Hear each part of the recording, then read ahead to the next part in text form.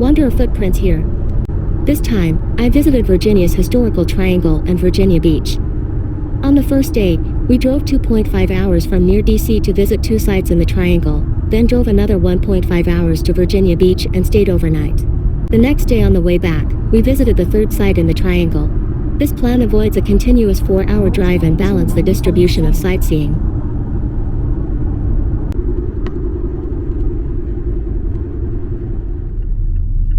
Continue on Virginia 5 West for half a mile.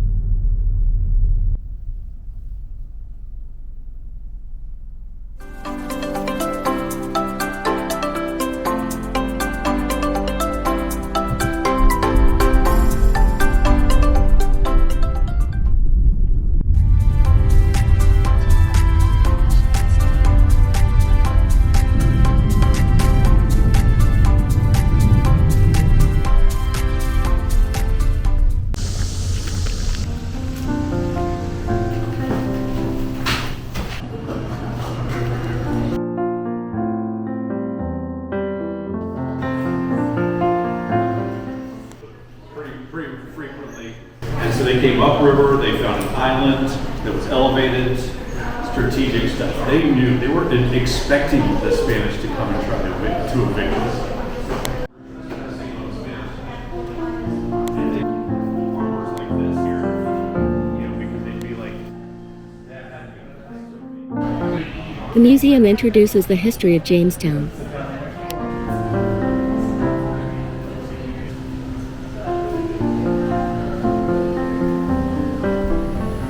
In 1607, 3 British ships arrived in Jamestown, became the first British settlement in North America.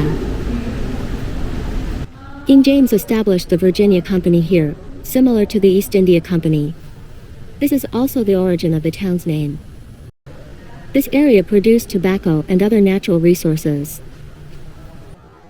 In 1699, Virginia's capital moved further inland to Williamsburg. Jamestown was mostly abandoned, and modern archaeology has uncovered its original appearance. Queen Elizabeth visited here for the 350th anniversary celebration.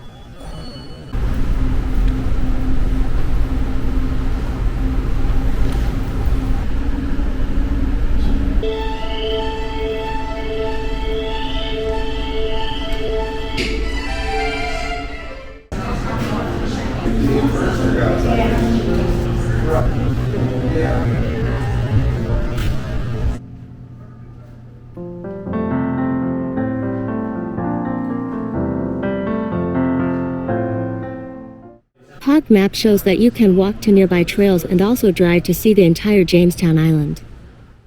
We started walking on the nearby trail, which is quite well maintained. After a short walk, we came to a bridge. Below the bridge are swamp and marsh grass, preserving the landscape from the early days. This wetland climate could easily cause pest infestations and diseases, making life extremely difficult for the first settlers. Many of them passed away.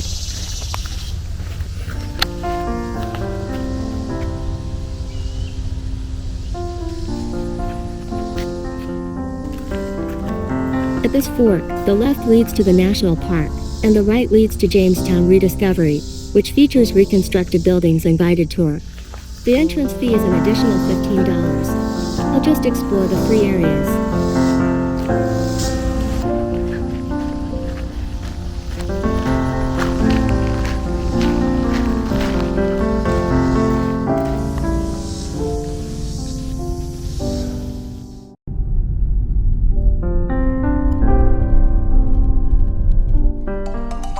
Wow, a turtle is crossing the road. We've really seen everything today. Could it go any slower? This loop is mostly just trees and grass with a few small information signs, so it's not that interesting. Maybe they wanted to show it exactly as it was back then. At least it's a short drive.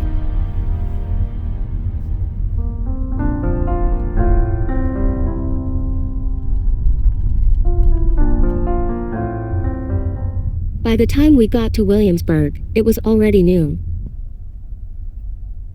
We decided to find a place for lunch first. We parked in the downtown area and started walking.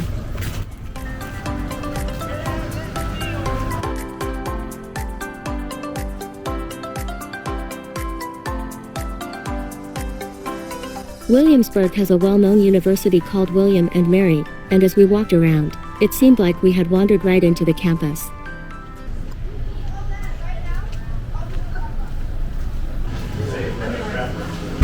This place mainly serves cheesesteak, and they also have some fried chicken. I got the cheesesteak in salad form for a healthier option. It was actually pretty good. The beef was cooked just right, and the cheese was rich. The sign out front claimed you didn't need to go to Philadelphia for cheesesteak, you could just come here. Well, they weren't totally off the mark. The dipping sauce had a subtle mustard flavor that balanced the overall taste. The fried chicken was a bit ordinary, the coating was crispy, but the meat was a bit dry. It wasn't bad with the sauce, but it definitely didn't compare to the signature dish. I wonder how many people are like me, are hearing about this university for the first time. I looked it up and found out it's actually the second oldest university in the United States. 3 early American presidents graduated from here. This is one of them.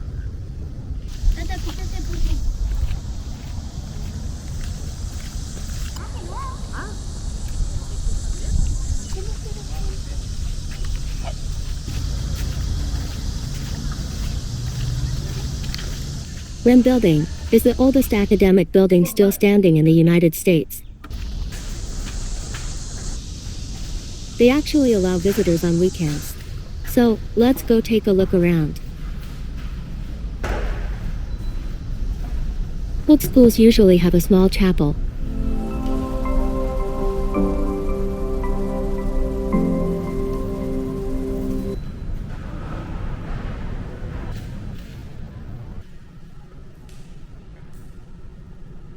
These are Queen Mary and King William. They were the ones who originally granted the school its charter. Here are portraits of the former presidents and chancellors of the school. Even Margaret Thatcher is among them. She became an honorary chancellor here after retiring. Henry Kissinger too. This school is incredible, full of political figures. George Washington even got his surveyor's license here. After touring the college, my overall impression is that the school had very strong ties to Britain in its early years, and has connections with many political figures in both countries.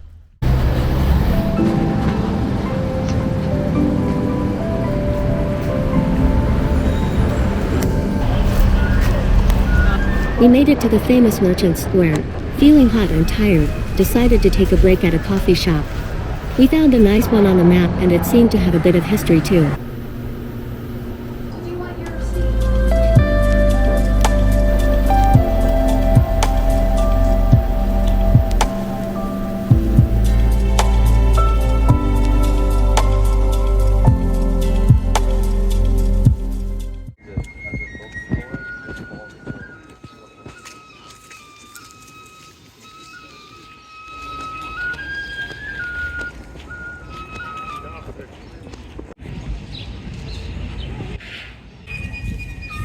Have you ever seen such a retro Lululemon?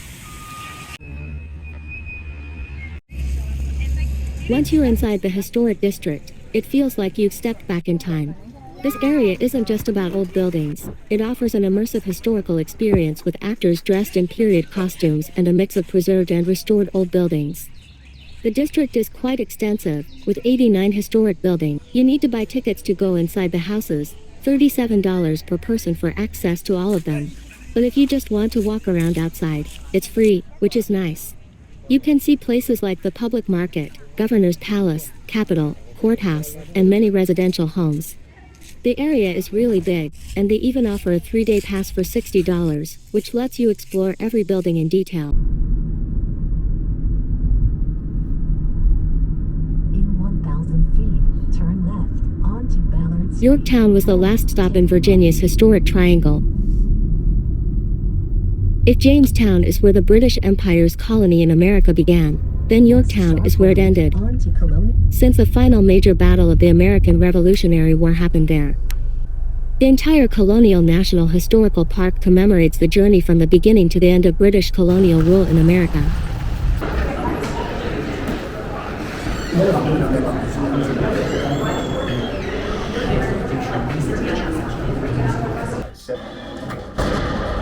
For days, the American and French artillery tore through Yorktown's defenses, but the British and Germans struggled to muster a response. Soon, the only British obstacles standing in the way of the completion of the second siege line were two small earthen forts, redoubts 9. The Battle of Yorktown was more of a siege than a full-on battle, with not much actual fighting. Some key figures in the battle. The surrender scene. British General Cornwallis.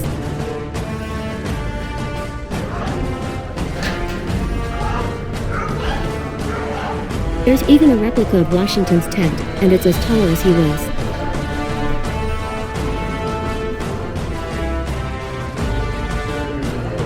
You'll also see restored ships. It was the French Navy who helped the Americans block the British.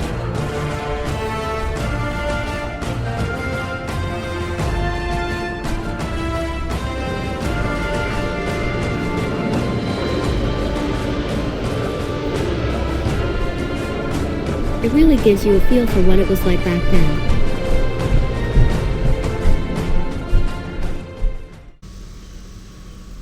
Outside, there's the Yorktown Victory Monument.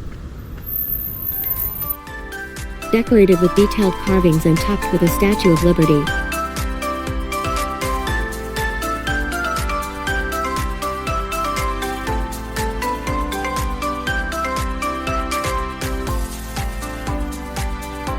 Just beyond the monument is a residential area.